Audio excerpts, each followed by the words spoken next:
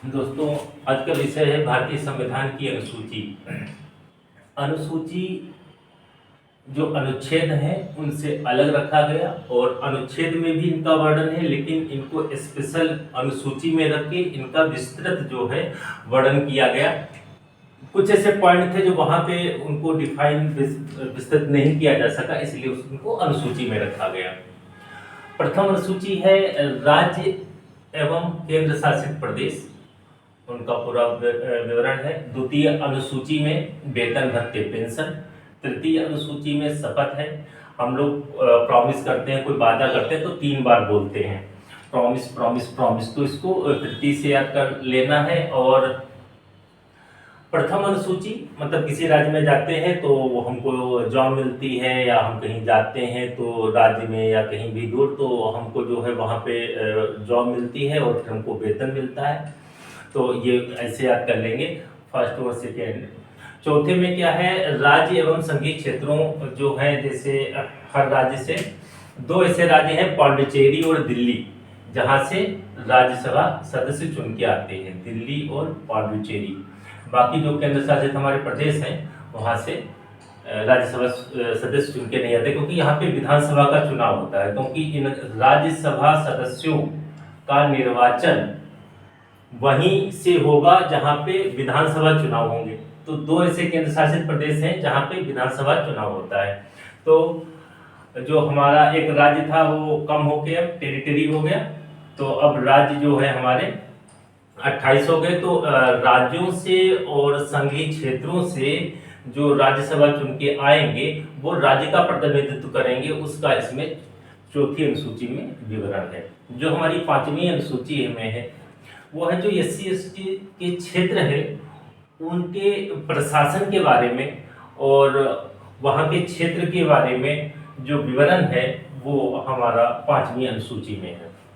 जो 6ठी अनुसूची है उसमें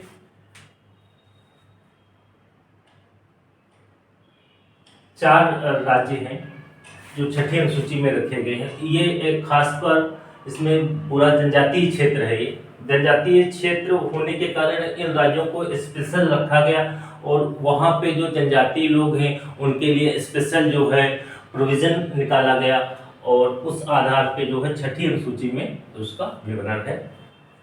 मातम से आप रख सकते हैं। माँ से जो है मेघालय मिजोरम 2 है, माँ से मणिपुर भी है, लेकिन मणिपुर को याद रखेंगे वो इसमें नहीं, मातम से याद रख लेंगे इसको।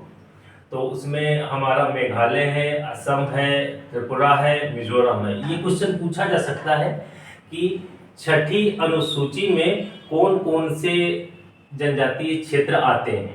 तो मेघालय है, असम है, टी से त्रिपुरा है और माँ से मिजोरम, माँ से मणिपुर भी है, लेकिन इस समय वहाँ पे देख रहे हैं मणिपुर में जो जिस प्रकार से हिंसा चली और काफ़ी लोग उसमें मतलब जो है मारे गए, एक घरेलू हिंसा थी, तो वहाँ पे मातम रहा।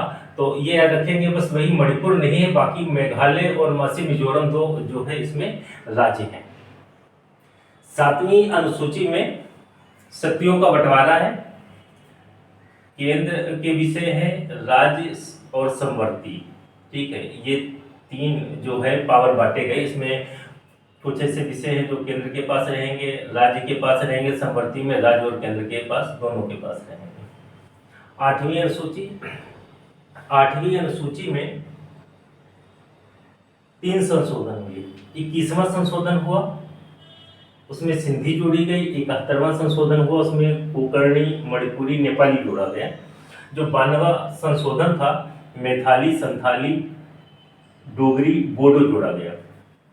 तो इसमें याद करेंगे 21 और 71 को जब हम जोड़ेंगे तो 92 आ जाएगा। तो ये याद करने का एक ट्रिक है, 21, 71, 92।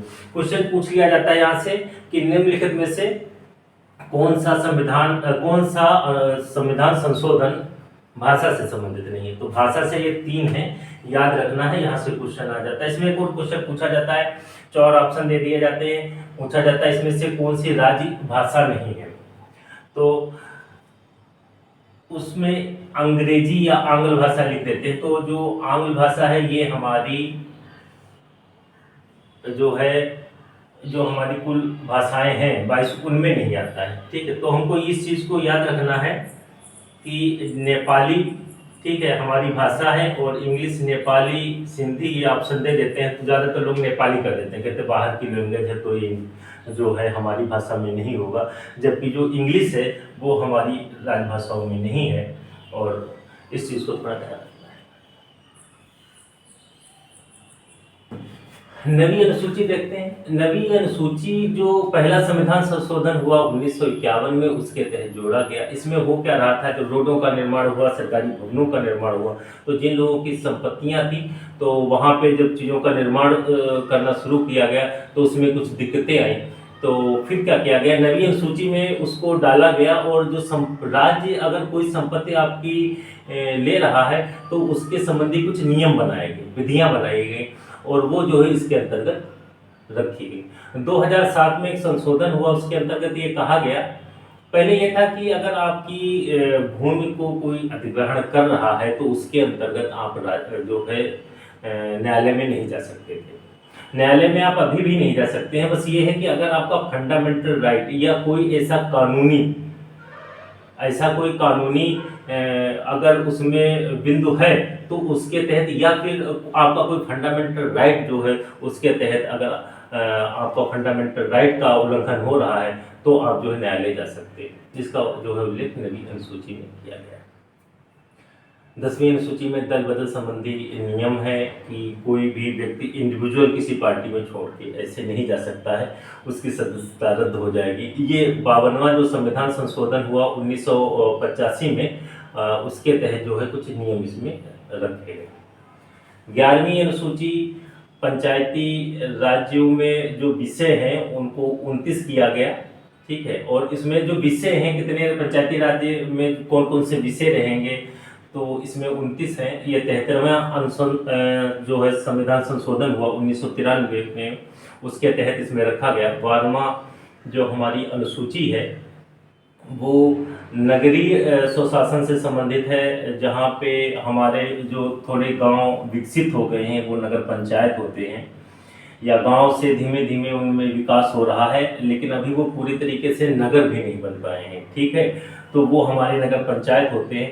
नगर पालिका में जो है 20,000 की आबादी जब हो जाती है तो नगर पंचायत जो है नगर पालिका में परिवर्तित हो जाते हैं, और जब हमारी आबादी जो है 5 लाख के आसपास होती है तो वो नगर निगम हो जाते हैं।